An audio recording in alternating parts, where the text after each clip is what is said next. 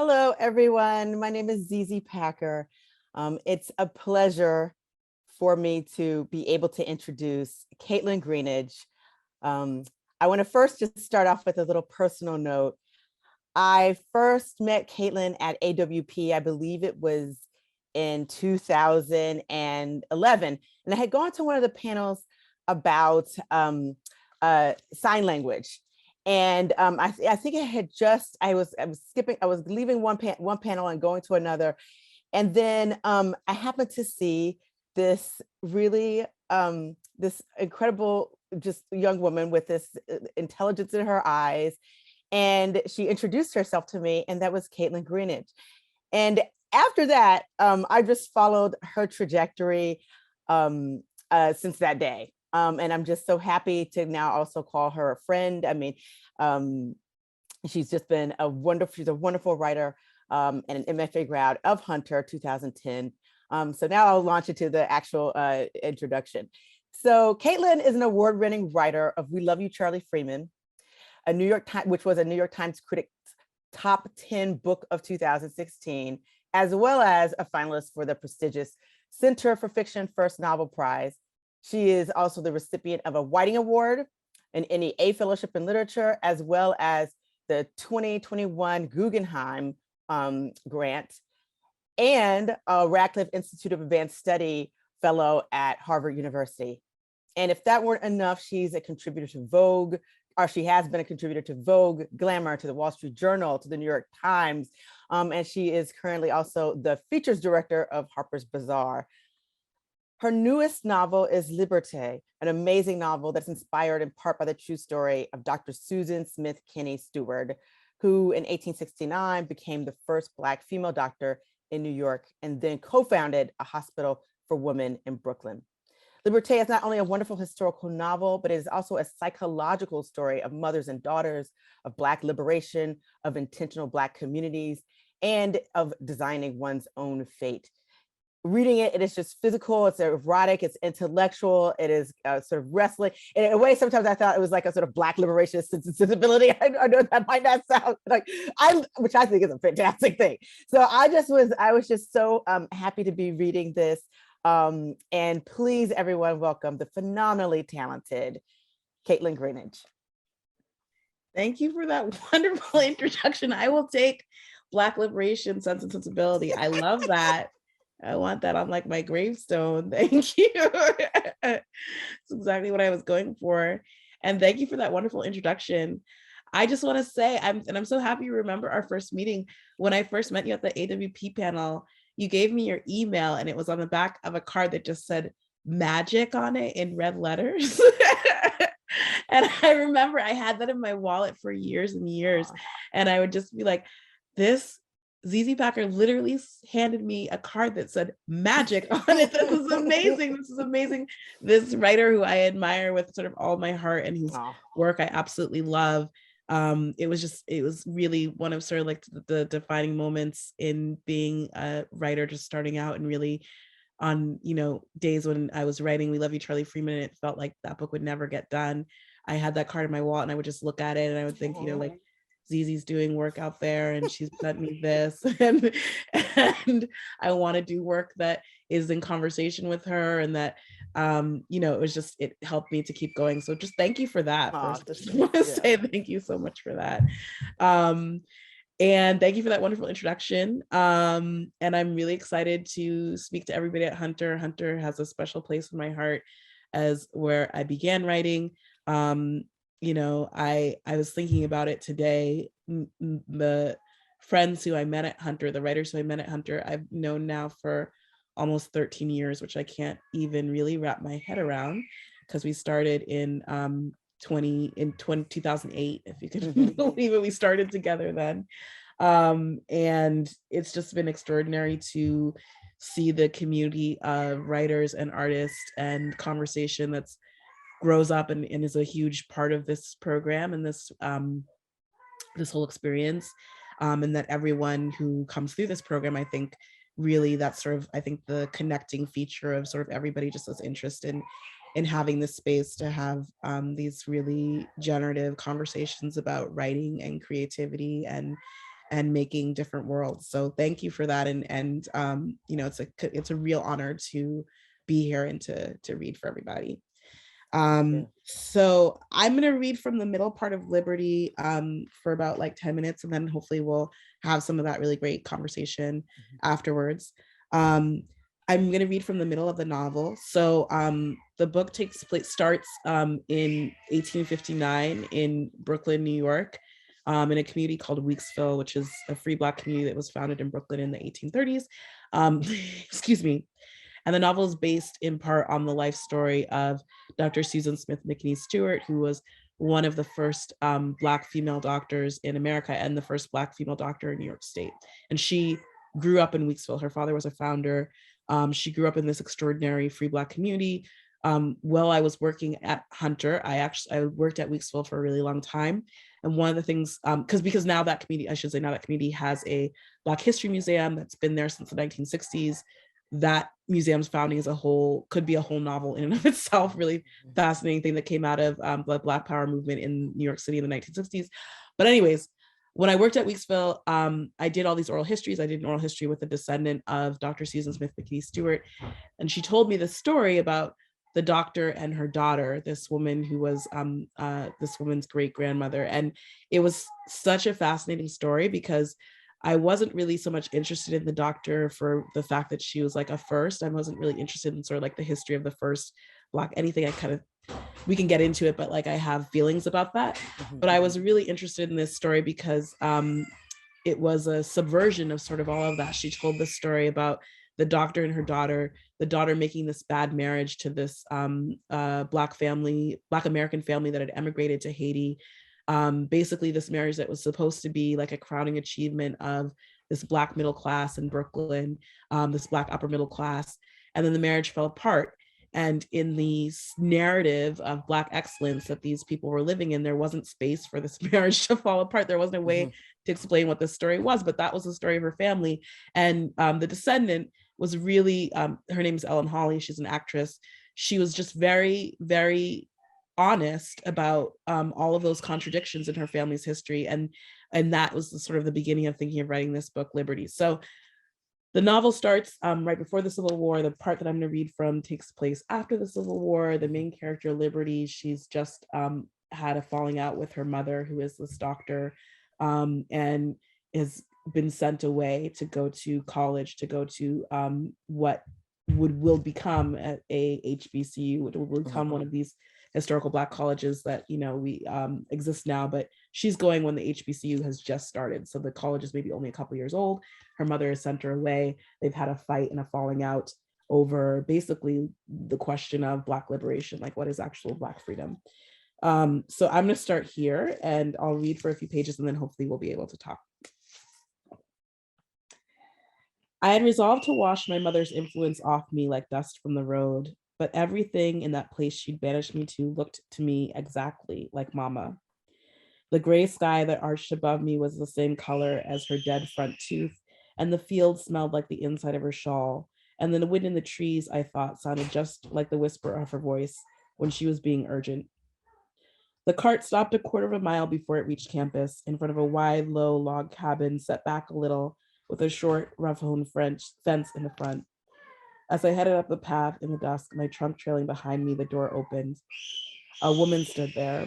When I reached her, I realized she was shorter than me. The top of her kerchief only came up to my shoulder. She was almost as dark as me, too. She looked up at me, laughed at my dirt-smeared face. You look like you walked here from Brooklyn, she said. She came up behind me and pushed me inside. Leave the trunk, she said. One of the boys will get it. That was where I was to board, the home of an old friend of Mama's, Franklin Grady. He was from Kings County too, and had moved out west to study law at Cunningham College, run for over 20 years by abolitionists, and experiment in Negro education. The woman who greeted me was Grady's wife, Madeline. Grady had been there since before the war, since the days of spiriting away, and now that the war was over, and there were so many ways for a Negro to get ahead, he had chosen to stay at the college to become its first Negro dean of law. Indeed, as Mama had told me, all the teachers were Negroes, drawn out to these fields to grow the teachers and doctors and farmers and lawyers our race would need in freedom. I realized that Mama had sent me to a place that was the antithesis of her hospital. There would be no white students behind a velvet curtain in the classrooms of Cunningham College claiming reconciliation. But Mama also knew, as did I, that I couldn't get away with the trick she'd pulled so many years ago: register at a white medical school and be taken for merely a white woman, not a colored one, until first semester marks came through. The Grady household was not like mine. There were 3 rooms: the big front one with the hearth, the back room where Grady, Madeline, and the 3 children slept, and then a smaller room where Mr. Grady's books were kept and where he went to work on the cases that came his way. The main room was hot. Hanging from the ceiling, draped over every beam and surface, were skirts and shirts and pants, enough clothing for a regiment. "Keep looking," Madeline Grady said as I craned my neck up to stare at the ceiling beams through the leg holes of a pair of bloomers. "They'll be here till Wednesday." Then she moved off, out the door to the yard where more clothing hung out to dry. She did not ask me to follow her, and I was at a loss as to what to do, so I sat down on my trunk and waited, while the 2 boys who were supposed to help me drag it in stood in front of me and stared. "Hello," I said, and they both ran off with a start to hold on to their mother. Mrs. Grady came back into the room and began to pull down some of the skirts and shirts and throw them over her arm. I moved to help, but she held up her hand. "There'll be time enough for that once you're properly settled in. Sit still, play at being a lady," she said, and then laughed again.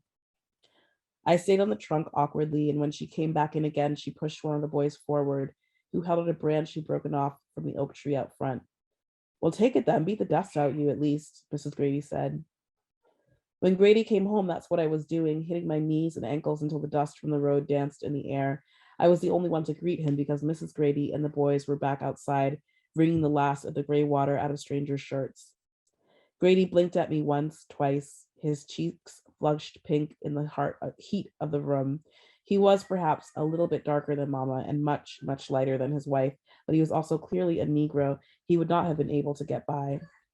He was short, too, with a round, pleasant face decorated with freckles and a broad, friendly nose, across the bridge of which perched the same small spectacles that Mama always wore.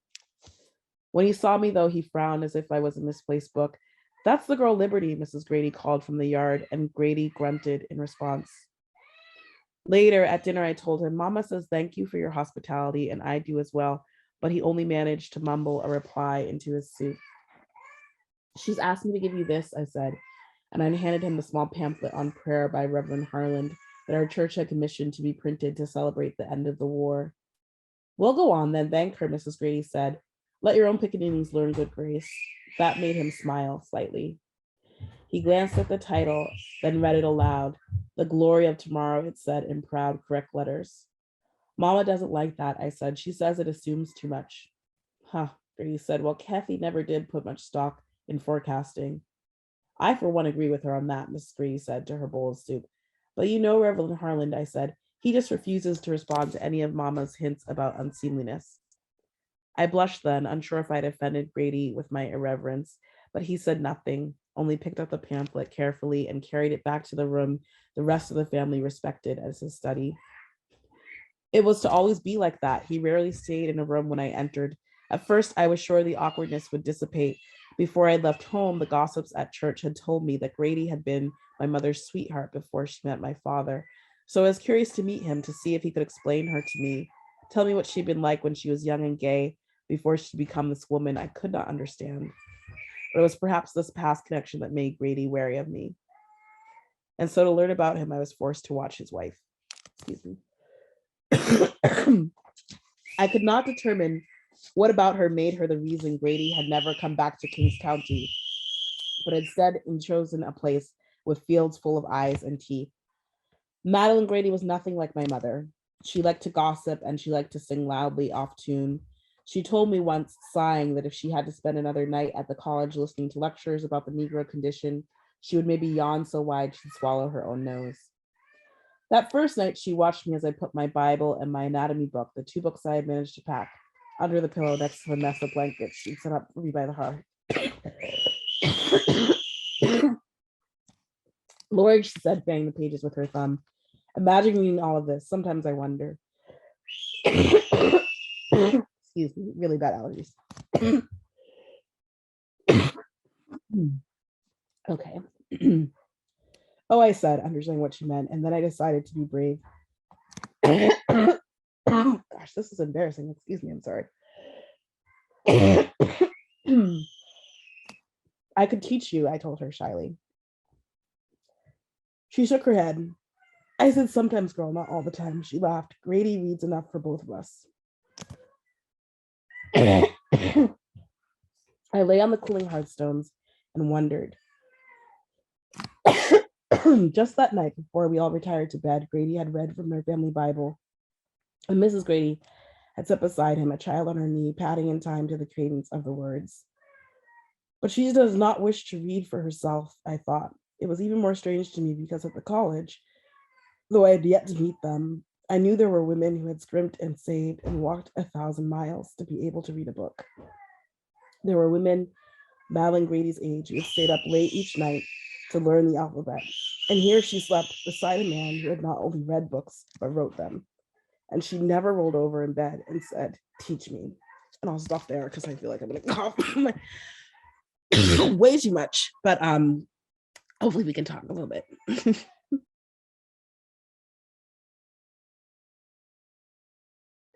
Oh, I think you're muted. Sorry. Thank you. Talking away. I think that that what I kept thinking about in particular with that particular section, and in your introduction of it, in terms of this is one of the colleges that eventually became a HCBU, historically a Black college and university, is this the flip side of sort of Black excellence is this kind of colorism, and this kind of notion that like there are these at times these sort of hierarchies that have been, inherited from slavery that then becomes sort of self-imposed. And then this becomes this kind of thing that also that liberty always has to sort of contend with as well. So that like even though when she's going away to college and she's supposed to be, learning, et cetera, but she stays with Grady, who's, very quote unquote light skinned and his wife is not. So one of the things I kept, I just now saw the chat. And one of the things I kept wondering about is sometimes I won't just say Black writers, but writers of any sort of color or minority, whatever, sometimes feel like, okay, this is a sort of airing of dirty laundry or something like that. How did you go about saying, well, okay, I want to expose this. I want to mention that this kind of is problematic.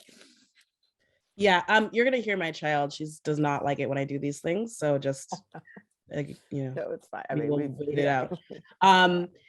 Well, I think colorism is a really interesting subject, and I wanted to write about it in part because I felt like this was a really historical, interesting moment to look at it. Mm-hmm.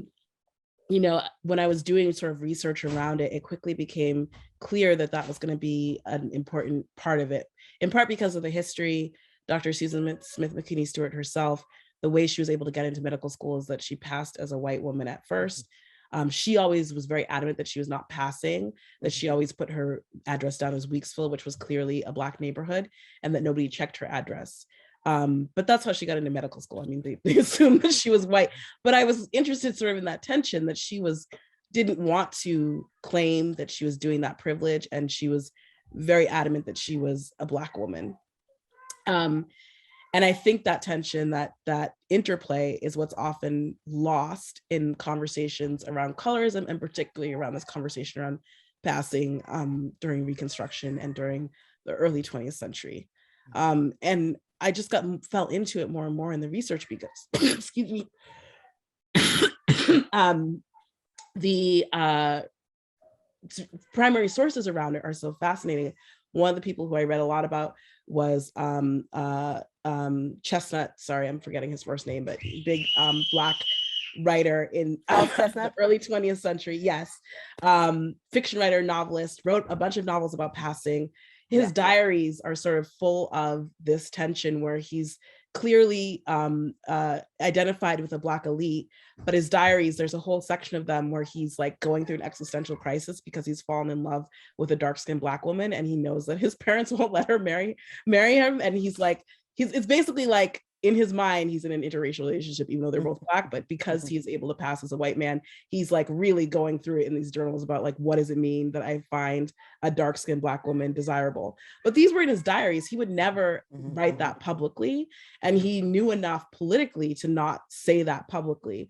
And so what I kept coming across when in the reading around it was sort of like this interplay between everybody understanding the dynamics of how colorism was working, especially around desirability and especially around misogynoir and around the different roles of Black women, but this intense gaslighting that was happening where a lot of lighter skinned people with sort of political clout were telling darker skinned people, there is no colorism. What are you talking about? And darker skinned people would sort of point out, but you know, everybody who goes to a certain church is light skinned, or everybody who marries into this family seems to be light skinned. So like, what's that about?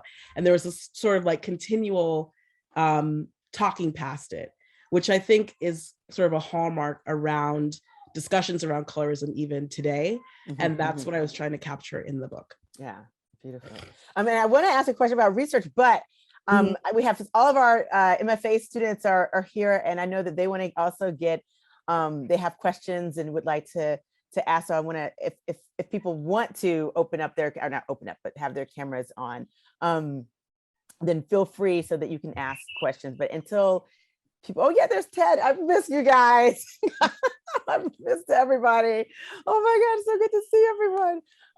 I owe you guys many letters, but I'll save them for later. So any questions? I just want to facilitate for you guys questions that you may have had about the book, or just questions for Kaitlyn. I have a question, or I'll start with one. Hi, Kaitlyn. Thank you so much for reading for us. I loved this book, and I think the thing that I admired most, as sort of vivid and wonderful as the setting and the time period were, I think the thing that I admired most was just how interior and intimate it felt. So I guess I was hoping you would speak a little bit more about how you conceived of this sort of consciousness and inhabited her. And I guess a concrete sort of question is how and when you knew that you wanted to write from Liberty's perspective rather than her mother's. Yeah, I mean, I think when I was plotting out the novel, I knew that this was going to be a really research heavy novel. And so I wanted to have sort of the spine of the plot pretty clear so that the research would have a place to flow into. And there would be a way to know when I could cut off research, because if any of you has started to do, I know, at Hunter, you guys are sort of used to getting into the idea of doing research for fiction. You know that you can just do it forever. You can do it for as long as it can go, because, we are storytellers. So sort of any little fact or piece of information can be spun into just over and over again. So it was really important for me to have like a container for all this information to go into so that I could know sort of when to stop and what might help shape things. So it is to say that when I was thinking of this book and trying to structure it, I was trying to think of mother-daughter stories to sort of chart it against. And one of the biggest stories, or the one that seemed like the most helpful here, was the myth of Persephone. So that seemed like really helpful to fall against. And I tried to read sort of as many different versions of that myth as possible. And one of the versions that I read was this poetry book by the poet Rachel Zucker, that's told as the retelling the myth of Persephone between these letters between a mother and a daughter, and it's set in the present day. And so I really loved that idea of sort of the figuring out a way to tell that story just as a direct dialogue. And from there, it sort of became clear that it was going to be Liberty's perspective. And also because, as we were talking about earlier, like I wasn't so much interested in this idea of like, what would it mean to be a first? Because I found that story actually really limiting, both dramatically for a novel, and then just also not really intellectually interesting to me. But I was interested in this idea of what would it mean to be in a really intense, close relationship with a mother figure who there is always this emotional withholding that doesn't come from a place meanness or abuse, but it comes from this other place of self-protection and of how this woman is sort of forced to navigate the world. Yes, great question. Alejandro had a question. I don't know if he wants me to say it or not. It's in the chat. Partly some of it was answered about speaking a little bit about research, but this one being a little more specific was, oh, there you go, Alejandro. Yeah, it was about, do you research before, during, or after you've written a first draft? All of it. Research before, research during, research after. What I like to do is I usually just start reading and sending sort of notes to myself. And the fun thing about researching a novel that is different than researching nonfiction is really everything is material. So, if you're reading a journal and there's a description of I remember really early on, there was a description of the way people describe money. It was in 1875, they called 2 cents this particular slang word or whatever. If I'm doing that in a nonfiction article, there needs to be a reason why I tell you that in a nonfiction article, and I have to come up with an argument of why that's important for you to know outside of just this has caught my imagination. I think it sounds cool. But in fiction, that's the thing that's driving it is your interest in it. So, I start by just emailing myself different fragments of information, different fragments from different texts, different fragments from different pieces of information, trying to remember where all the sources are, of course, but really just focusing on those bits of things that sort of flash as a moment of inspiration.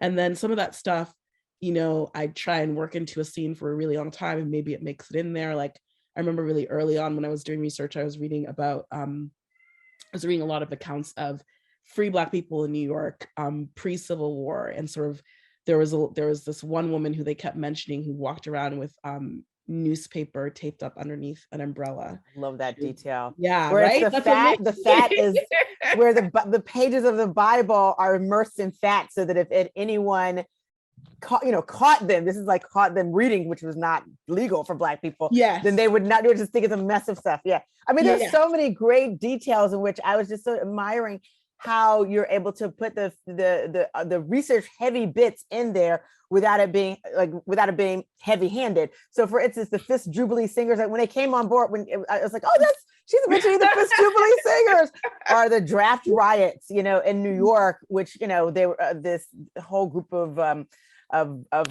Blacks, or formerly enslaved Blacks not formerly enslaved, but Blacks were fleeing from, and it's like, oh, those are the draft riots, I admire that restraint, because I'm so tempted to just sort of be like, okay, it's this little thing, and I gotta let you know that I got it or something. I mean, it's really hard to figure out what it is that how you're gonna sort of bring those things in and how you're gonna signal stuff. And for me, what I really wanted it to be is that this felt like you were immersed in this world with Liberty, so that when these things appear, they appear sort of as she would encounter and sort of understand them. So, that's I don't know, that's what I will say about that, I guess. Any other questions from the sorry. Oh. Hey, Ted.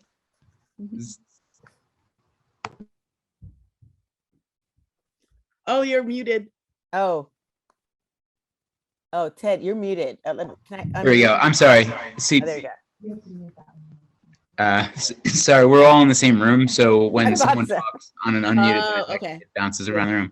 I was curious if there was anything, especially in terms of specific details, like the slang for 2 cents. Mm-hmm. If there was any information you were looking for in your research that you just couldn't find, and how you'd handle that if you did.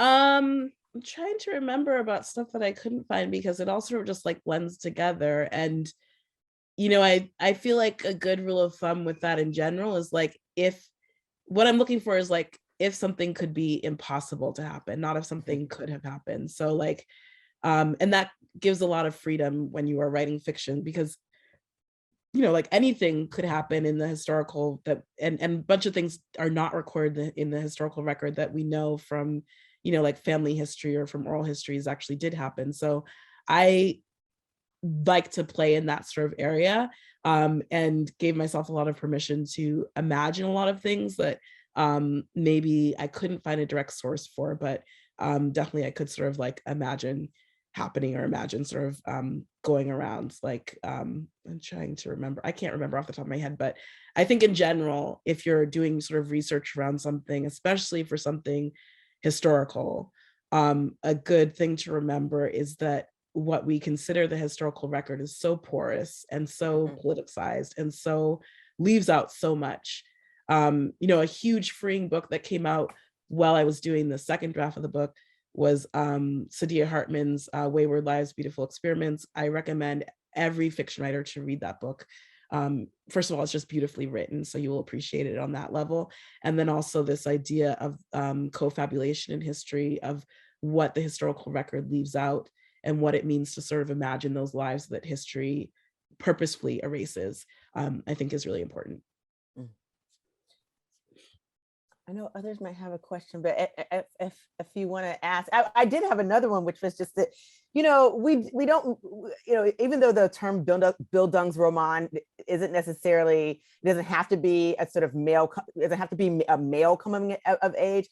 Typically, you know, no one uses the term unless they're talking about male coming of age. And then, and so what I found remarkable in this book was like, you have Liberty, who is, you know, she's a girl, and then she goes from, you know, being in this almost sort of, I think, somewhat magical, you know, environment, and learning from this sort of materia medica. I may be getting that wrong. And then going off to then, you know, to college, and then coming back to home, and then going to Haiti. And then kind of at first, you know, like her mother has told her everything about how, you know, to stave off childbirth. And then she actually, you know, begins to sort of design her own fate about like what parts of being a woman are the sort of the typical roles of being a woman she's going to accept and which ones she's going to reject. Like her mother's sort of rejection is also a kind of a way in which it's been decided for her rather than her getting to decide.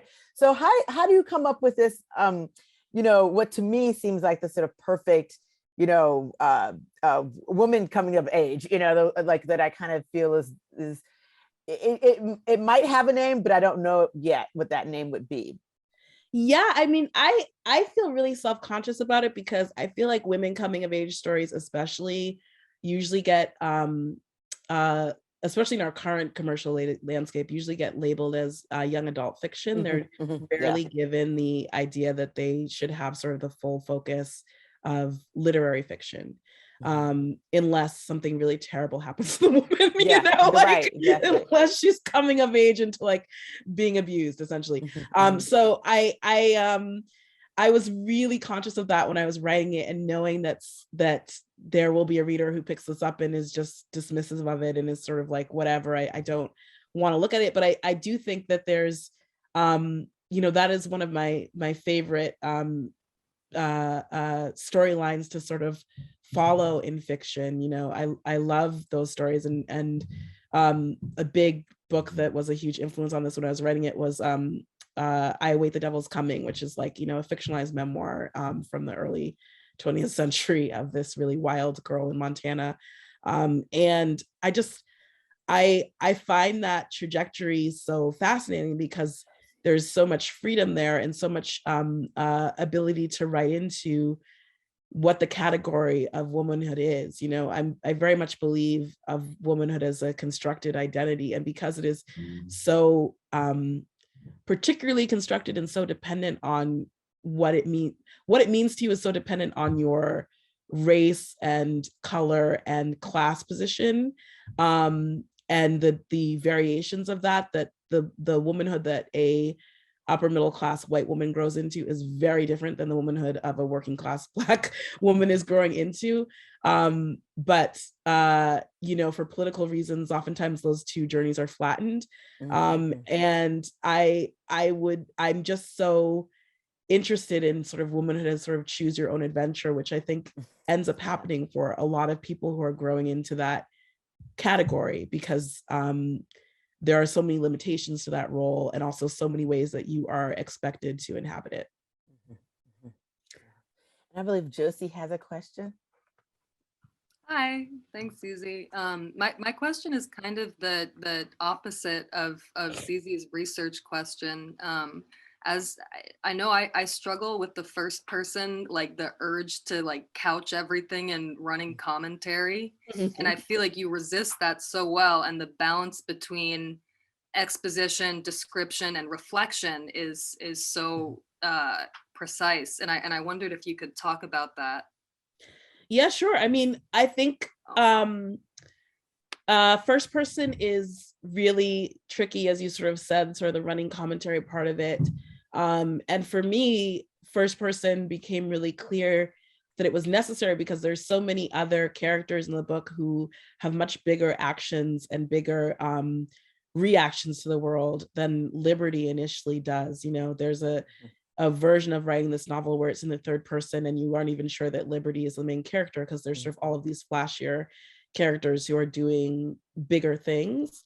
But part of the exercise for me as a novelist was to write this character whose choices are going to be really actually very much grounded in sort of and only have really resonance to her own life.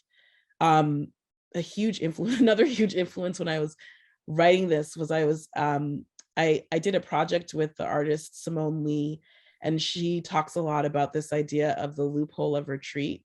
It's a phrase from Instance of the Life of the Slave Girl, which is a early slave narrative, one of the first slave narratives by a woman, and a slave narrative that's very explicit about the sexual exploitation of slavery.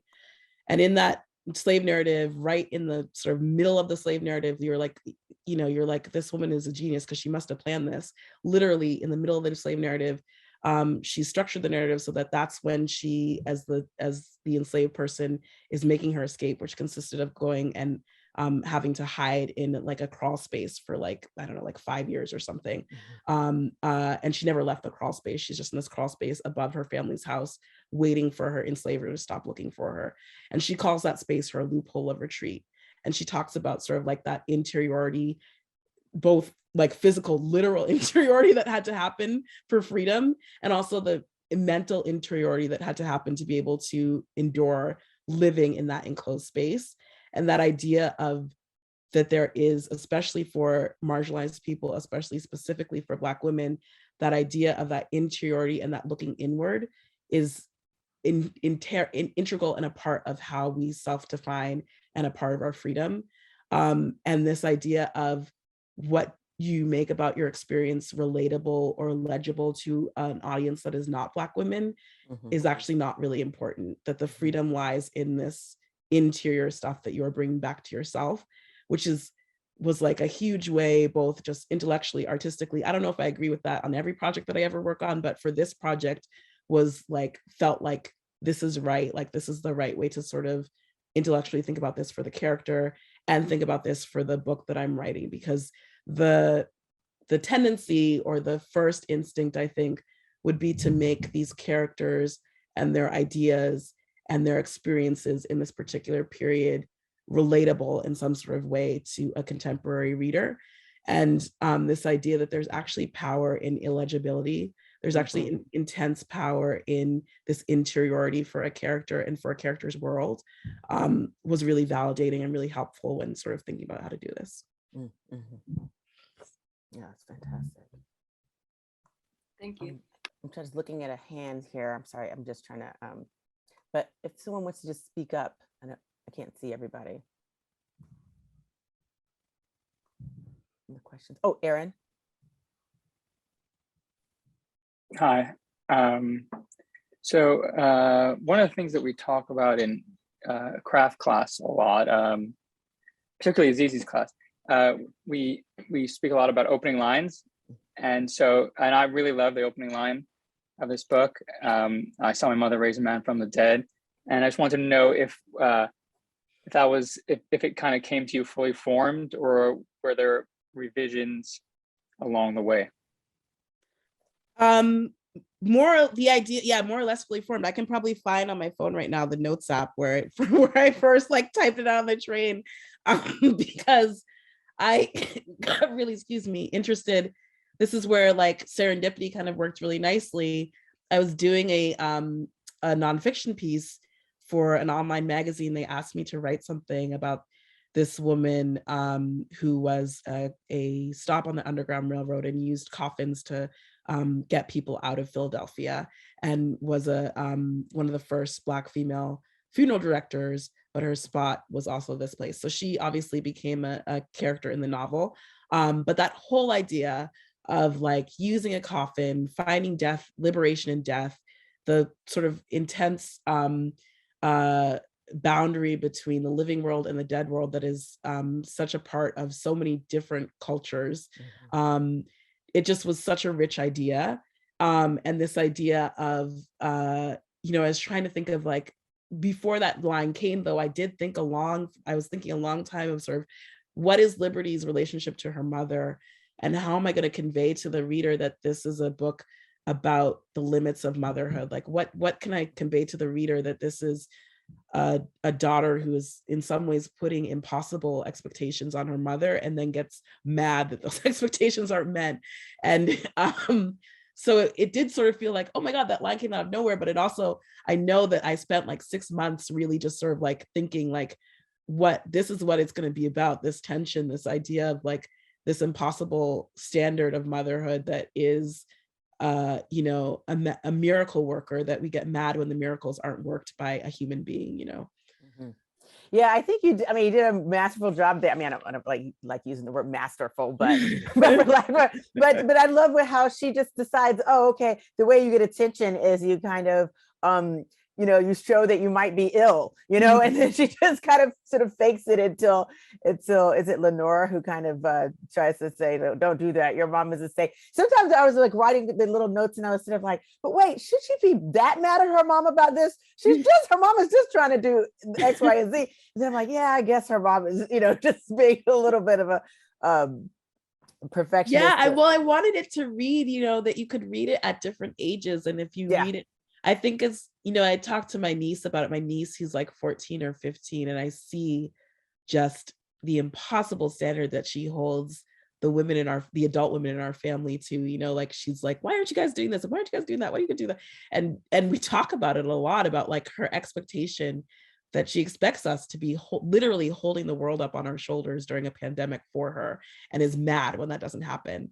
And it's like, I don't know how you're going to feel about this in like 10 years, if you're going to look back on this and be like, I expected a superwoman and I'm asking these people, so I feel like the novel, if you're reading it as an adult, you're kind of like, what the hell is Liberty's problem? And if you're reading it a little bit younger, I hope that you're able to understand a little bit of where she's coming from. When the mom is sort of like, okay, well, I'm going to treat white women as well. And the daughter's, Liberty's like, no, yes, you're not radical enough for me. And I'm like, well, who's gonna pay for? Like, I felt like pragmatically, but so I think you did a great job, right? But I feel like that's such an arc. Like I worked in Black history sites for about a decade altogether, and that conversation between older Black people who you would probably consider radicals, or who did radical things, let's just put it that way, and younger people coming up and being like, but you weren't radical enough about this, happen over and over and over again, just seeing it happen over and over again.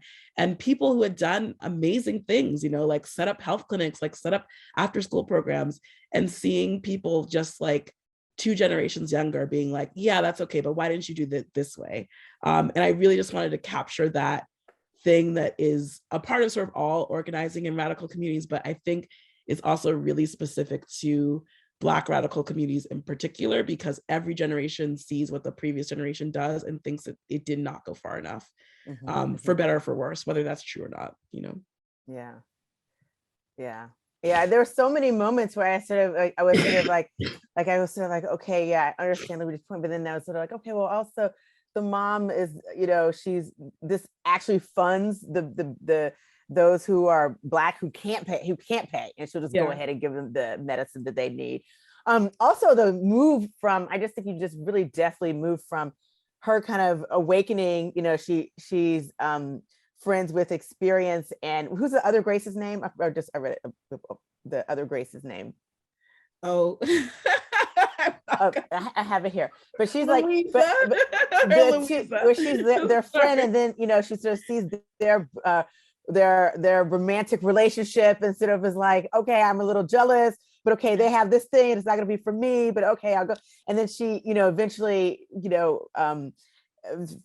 then Emmanuel kind of comes on the scene, and then we have, it's in some ways it felt like three movements of, I don't know if you could say a symphony or something, where you have like first the community, Weeksville, suppose, with Ben Daisy, and then the college, and then going into Haiti, and here's this, this the preacher, the bishop has this whole idea that on the one hand sounds radical and liberationist, that we're going to go and we are going to have this land in Haiti, and American blacks are going to also come and follow and be here, but then discovers things aren't quite the way that he thought they were going to be. And then you have Emmanuel, who wants to do his whole go to Vodun moment, and then but yet still is kind of reneging on the promise of having a sort of equitable marriage with liberty. So I don't know, I was like, oh my God, this could have easily been this epic, that could have been like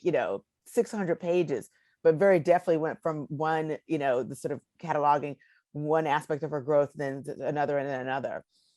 Yeah, I don't know if that doesn't really have a question in it. No, thank you for that. I think the idea of sort of like a musical movement is really important, because one of the things another organizing principle for me was the music and sort of following those threads through, because I was thinking a lot about sort of like, okay, first of all, how to connect these three different places, Brooklyn, the college, and then Haiti.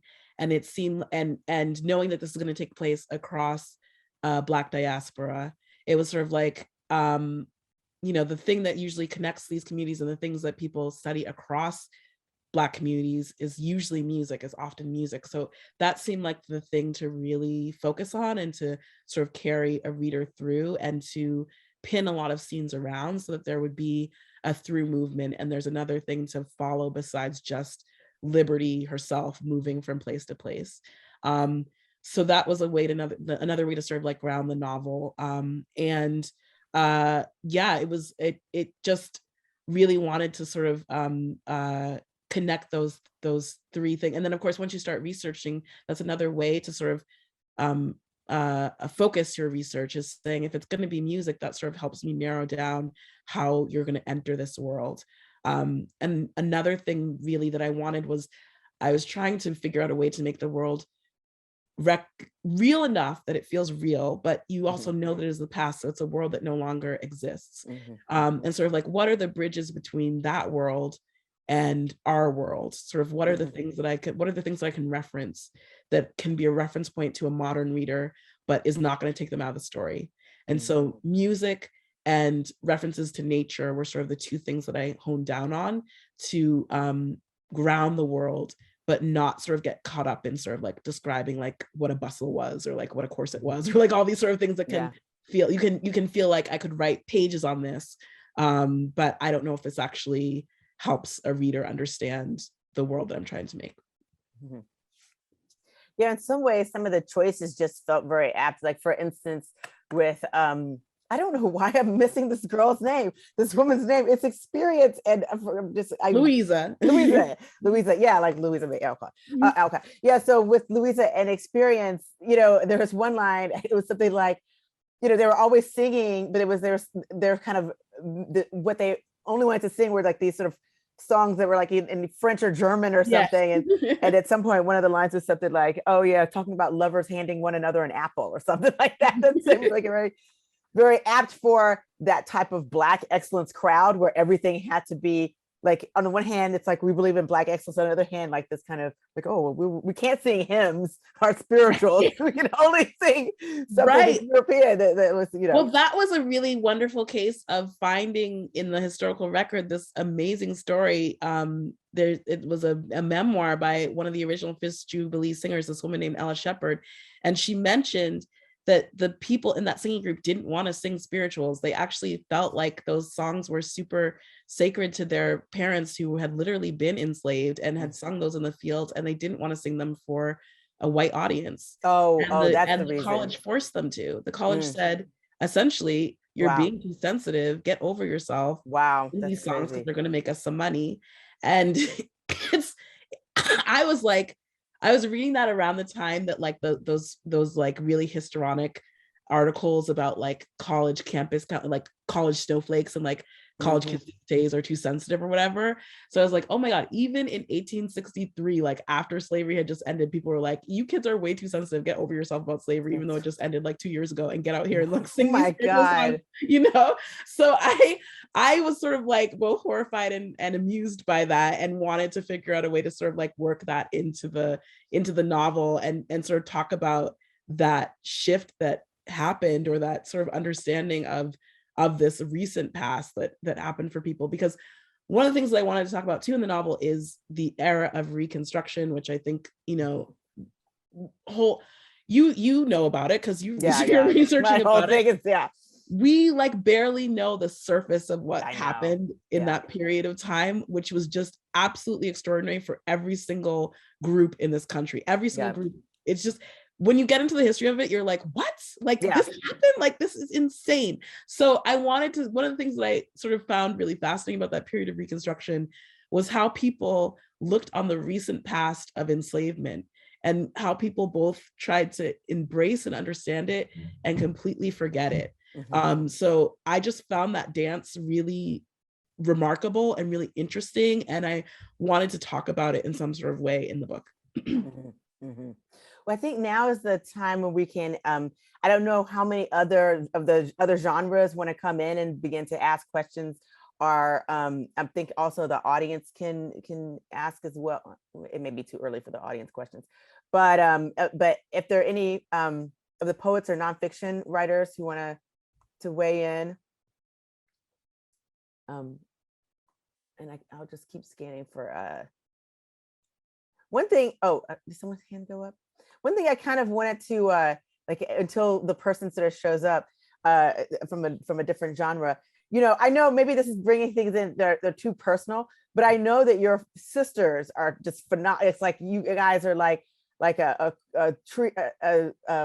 trio of, like, it's three of you guys, right? Of just like, one's a historian, like you're the, you know, the artist slash writer, and then you have another sister who's a playwright, and then I'm just sort of like, are you guys all just hanging around researching stuff, influencing everyone else, just like, okay, but what, you need to read this, you need to do this, or you need to see this play. Like I'm reading this whole thing, I kept being curious as to like your interplay with your siblings, but also your mother, who's also an incredible woman. You know, it's like, well, it helps to have my sisters, who is the historian.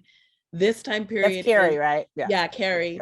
This time period is part of her historical research, so it's great for me because she's like a human Wikipedia. You know, I could say to her like, in 1870 whatever, what were people doing, and she's like, blah, blah, blah, like it gives me like a source or whatever. So I feel like she was my secret weapon in writing this novel, because she just was like so helpful in when I would ask her certain questions and stuff. And then in terms of research altogether, you know, all three of us have a similar interests overall. So it's generally interested in Black history for sure, and in Black women as well. But I think each of us come at it from like very different perspectives, and very different ideas of sort of what to do with that raw material. You know, like my sister Carrie is very into the idea of public history. She's into the really like old-fashioned, like, I'm going to uncover this story and I want as many people to access and know about this history as possible, and how can I make that happen? And Kirsten is very much, you know, she's a dramatist, so everything goes into her brain of like, how can I make this into a scene? How can I do sort of whatever? So I feel very lucky to have them around and in the house and able to talk about different things. But yeah, I'll stop there. Yeah. I feel like I'm rambling. No, this is great. Any other questions? Adam Seems like he wants to say something. No, I think Brielle has some questions from I didn't see Brielle. I'm sorry. Oh, go for it.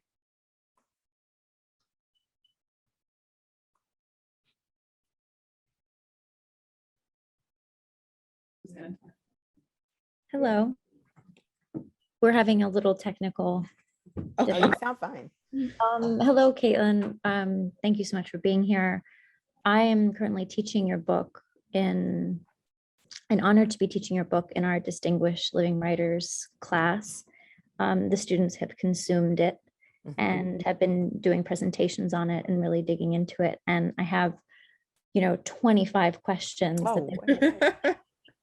Oh, and I think they may even be able to chat in. And something I think maybe you just want to know is that a few students really took the novel to be a love story, which we had a lot of discussions on, and the different ways that it operates, I think, with Ben Daisy and with Liberty. So, but that's just an aside. Let me see, what haven't you kind of touched on? The first one sort of is a deep interest in the phrases that begin each section in Creole, in that language, and maybe where those came from, and how you chose what you did choose to begin each section. Yeah, I will start by saying that I don't speak Creole myself, and so I was very intimidated to write about a culture and a language that I don't understand. And that I'm writing at from an outsider perspective. And one of the ways into that was when I found out about the practice in Haitian Creole and in Haitian culture of these proverbs that people sort of pass back and forth, and that differ from community to community. And once I sort of heard about that practice, I got super interested in them as a way for myself, both to research and sort of like understand at least part of the cultural references that I just can't understand.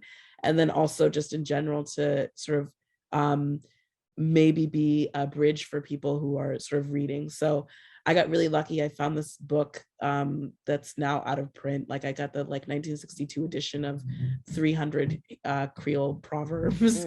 And I just would read through that before I started writing. I would read through them. And as you can see from the ones that are picked here, they read like lines of poetry. They're really evocative and really beautiful. And some of them are really funny, and some of them are really shocking. And the imagery that comes up again and again, once you sort of read through them, you can see that certain images come back again and again, like roosters and bones and shrouds and sort of like all these sorts of things that started to inform, first of all, for myself as a writer, what sort of images can I include in the book that will feel of that time and place.